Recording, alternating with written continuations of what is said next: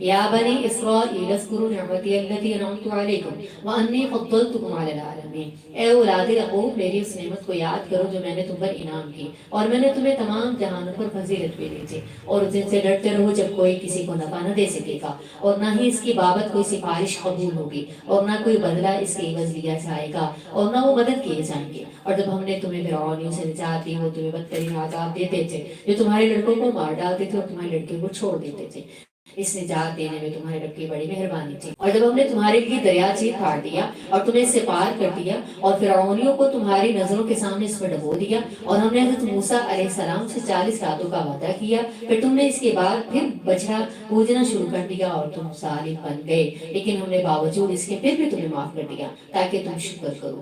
وَإِذْ آتَيْنَا مُوسَى الْكِتَابَ وَالْفُرْقَانَ لَعَلَّكُمْ تَهْتَدُونَ، اور ہم نے حضرت موسیٰ علیہ السلام کو تمہاری ہدایت کے لیے کتاب اور معجزے بھی عطا فرمائے تھے۔ یعنی کتاب کس کے لیے آتی ہے؟ تاکہ ہم اسے ہدایت حاصل کر سکیں۔ وَإِذْ قَالَ مُوسَىٰ لِقَوْمِهِ يَا قَوْمِ إِنَّكُمْ ظَلَمْتُمْ أَنفُسَكُمْ، جب حضرت موسیٰ علیہ السلام نے اپنی قوم سے کہا کہ اے میری قوم، بچڑے کو معبود بنا کر تم نے اپنی جانوں پر ظلم کیا ہے، اب تم اپنے پیدا کرنے والے کی طرف رجوع کرو، اپنے آپ کو آپس میں قتل کرو، تمہاری بہتری اللہ تعالیٰ کے نزدیک اسی میں ہے، تو اس نے تمہاری توبہ قبول کی، وہ توبہ قبول کرنے والا اور رحم و کرم کرنے والا ہے۔ اور تم ان سے بھی یاد کرو کہ تم نے حضرت موسیٰ علیہ السلام سے کہا تھا کہ جب تک ہم اپنے رب کو سامنے نہ دیکھ لیں ہرگز ایمان نہ لائیں گے، اس گستاخی کی سزا میں تم پر تمہارے دیکھتے ہی بجلی گری تھی۔ اب دنیا میں کسی کی اتنی طاقت نہیں کہ وہ اللہ کو دیکھ سکے، حتیٰ کہ موسیٰ علیہ السلام بھی بے ہوش ہو کر گر پڑے تھے، صرف پہاڑ پر ایک تجلی پڑتے ہوئے دیکھ گئے ہی۔ آخرت میں کریں گے انشاءاللہ اللہ تعالیٰ کا دیدار۔ آخرت میں دیدار بتا کیسا ہوگا؟ اللہ تعالیٰ ہم کو ویسی کیپیسٹی دے دے گا، ہم کو اسی طرح کا بنا دے گا کہ ہم اللہ تعالیٰ کو دیکھ سکیں۔ اللہ ہم سب کو شامل فرمائے جس کو اللہ تعالیٰ دیدار کرائے۔ بڑی خوبصورت حدیث آتی ہے، اس میں چھوٹا سا مفہوم سنا دیتے ہوں کہ جنتی جب جنت میں چلے جائیں گے نا تو جنت میں اللہ تعالیٰ جنتیوں کو سب کچھ دے دیں گے۔ اعلان ہوگا کہ آج اتوار بازار لگا، آج جمعہ بازار لگا، جو خریدنا جا کے خرید لو۔ سب کچھ لینے کے بعد، خریدنے کے بعد اللہ تعالیٰ کہیں گے کہ ابھی ایک چیز باقی ہے۔ جنتی کہیں گے، اللہ ہم سب کو شامل فرمائے، جنتی کہیں گے کہ اللہ جی سب کچھ انہوں نے دے دیا، ابھی کیا باقی ہے؟ تو اس وقت اللہ تعالیٰ اپنا دیدار کروائے گا، اور جب سب جنتی اللہ تعالیٰ کو دیکھیں گے تو وہ کہیں گے اللہ جی اب ہم بس آپ کو ہی دیکھتے رہے، ہمیں کچھ نہیں چاہیے۔ اللہ ہم سب کو شامل فرمائے، آمین۔ لیکن پھر اس لیے کہ تم شکر گزاری کرو، اس موت کے بعد بھی ہم نے تمہیں زندہ کر دیا اور ہم نے تم پر باطل کا سایہ کیا اور تم پر من اور سرما اتارا اور کہہ دیا کہ ہماری دی ہوئی پاکیزہ چیزیں کھاؤ، اور انہوں نے ہم پر ظلم نہیں کیا، البتہ وہ خود اپنے جانوں پر ظلم کرتے تھے۔ اور ہم نے تم سے کہا کہ اس بستی میں جاؤ اور جو کچھ جہاں کہیں سے چاہو وا فراغت کھاؤ پیو اور دروازے میں سجدہ کرتے ہوئے گزرو اور زبان سے حقیقت تم کہو، ہم تمہاری خطائیں معاف فرما دیں گے اور نیکی کرنے والوں کو ہم اور زیادہ دیں گے۔ پھر ظالموں نے اس بات کو جو ان سے کہی گئی تھی بدل ڈالا، ہم نے بھی ان ظالموں پر ان کے فسق و نافرمانی کی وجہ سے آسمانی عذاب نازل کر دیا۔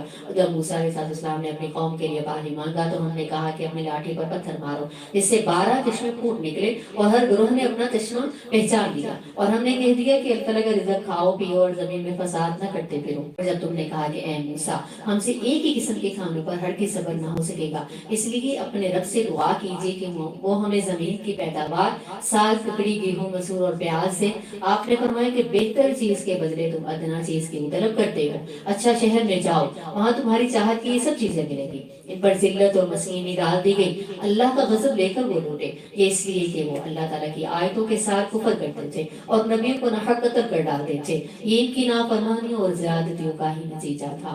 اب پتہ کیا چلتا ہے؟ اسے پتہ چلتا ہے کہ اللہ کی پسندیدہ امت نے جب اللہ کی نافرمانی کی تو اس کو پکڑ لیا گیا۔ اس بات کا ذکر یہاں کیوں کیا گیا؟ تاکہ ہم سبق سیکھیں، اس بات پر فخر نہ کرتے رہیں کہ ہم امت محمدی ہیں، بلکہ وہ کام کریں کہ قیامت کے دن نبی صلی اللہ علیہ وسلم کے سامنے شرمندہ نہ ہو کہ یہ تھی وہ امت جس نے دین میں نئے طریقے نکال لیے تھے۔ اس دین پر چلنا ہے جو اللہ تعالیٰ نے محمد صلی اللہ علیہ وسلم کے ذریعے ہمیں دیا، اور اسی کی اطاعت بھی کرنی ہے۔ تو یاد رکھیے تقویٰ کے معنی ہے گناہوں سے بچنا اور آخرت میں عذاب سے بچنا۔ گناہ چھوٹا ہو یا بڑا اس سے بچنا چاہیے، کیونکہ ایک گناہ دوسرے گناہ کو کھینچ کر لاتا ہے اور یوں انسان نافرمانیوں کے دلدل میں پھنس جاتا ہے، اللہ کے غضب کا مستحق ہو جاتا ہے۔ بنی اسرائیل کے ساتھ ایسا ہی معاملہ پیش آیا تھا۔ اللہ ہم سب سے درگزر فرمائے۔ ان इन्नल्लज़ीन आमनु वल्लज़ीन हादू, मुसलमान हो, यहूदी हो, नसारा हो या साबी हो, जो कोई भी अल्लाह ताला पर और क़यामत के दिन पर ईमान लाएगा और नेक अमल करेगा, इनकी अजर इनके रब के पास है। ना तो इन पर कोई खौफ होगा और ना ही वो गमगीन होंगे, इनको कोई उदासी भी नहीं होगी। अब अजर मिलने की शर्त क्या है? अजर मिलने की शर्त में ईमान के साथ अमले सालेह, गुनाहों से बचकर इताअत और फरमाबरदारी की जिंदगी गुजारना है। ठीक है, फिर वही अमले सालेह की बात हुई। वाइद अखज़ना मीसाक़कुम व रफ़अना फ़ौक़कुम तुर, और जब हमने तुमसे वादा लिया और तुम पर तूर पहाड़ ला खड़ा कर दिया और कहा कि जो हमने तुम्हें दिया है इसे मजबूती से थाम लो और जो कुछ इसमें है इसे याद करो ताकि तुम बच सको। यानी बनी इसराइल के सर पर पहाड़ को मुसल्लत करके कहा गया कि जो किताब हिदायत दी गई है इनको पकड़ लो। हमारे लिए क्या हुक्म है कि इस किताब को मजबूती से पकड़ लें। कुरान पर अमल से ही तक़वा हासिल होता है।